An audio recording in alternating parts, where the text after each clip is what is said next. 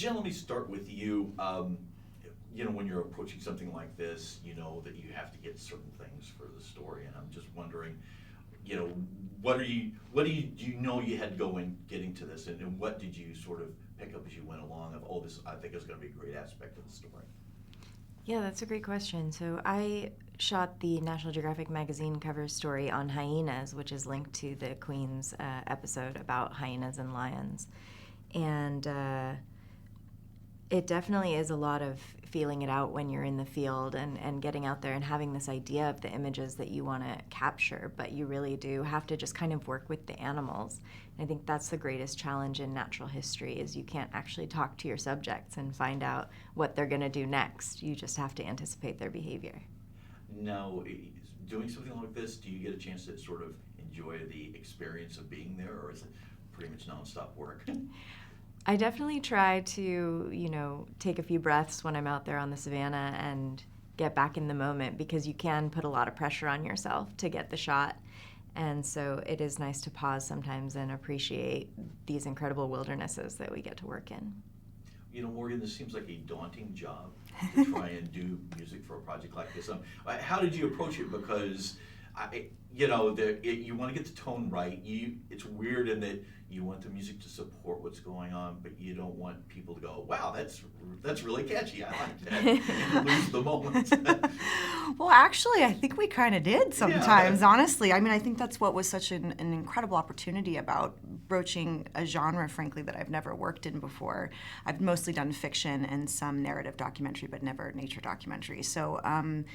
To be able to tell stories like this, it's such wall-to-wall music, and Chloe and Vanessa, I think, really wanted me to come on to the project because I was offering something different musically. They kind of let me run with it, and it was a big lesson to learn, I think, within a genre that I hadn't worked in before, how much the music really cross-pollinates with SFX and the cuts, and you're helping tell the story just as much as the voiceover and the editors, and so it's very unique.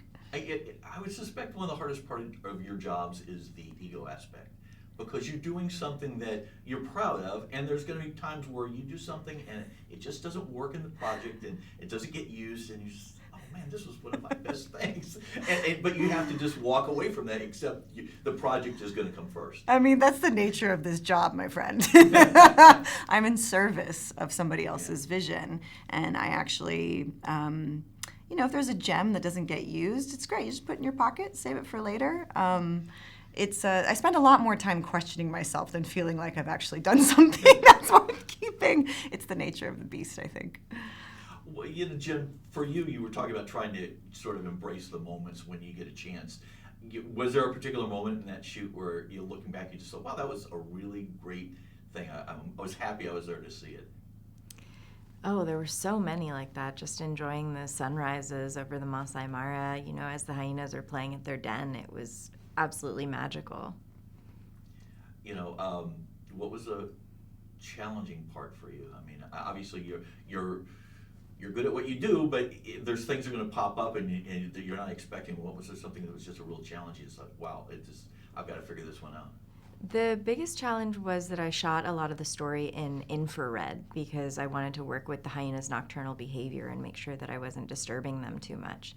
So I was using infrared lights and an infrared converted camera, and that meant that everything around me was dark all the time, and all I could see was what was on the back of my camera screen, this little square. And so that was by far the biggest challenge. It changed the way that I thought creatively because I could only pay attention to that, not to everything else that was going on. Mm-hmm. But after a few days of it, I kind of got the hang of it. Morgan, you talked about doing this, and there's always a little bit of fear of, I hope I'm getting it right, I hope this works. When you get a chance to look back at the show for the first time, what was that like? I mean, did you second guess yourself after the fact? You watch the footage with everything completed and think, oh, why did I do that? Or you just kind of move on? Once again, I think that's the nature of being a creative, at least in my field, is nothing's ever done, It's like you could always go back and revisit a cue or a moment. But I think that's also the joy of working with such strong collaborators is you rely on their level of taste and also their vision of what they're trying to create to help shepherd what I'm creating into the vision. So, yeah. What would you tell somebody that wants to do what you're doing? Get ready to spend a lot of time. It's 10,000, what is it, 10,000? It's 100,000 hours, not 10,000 hours. And it's a joy, and it should be a joy. Yeah. Oh, how about with you, Jim? What would you tell someone who wants to do what you do? What are the things, the good things, the bad things of it?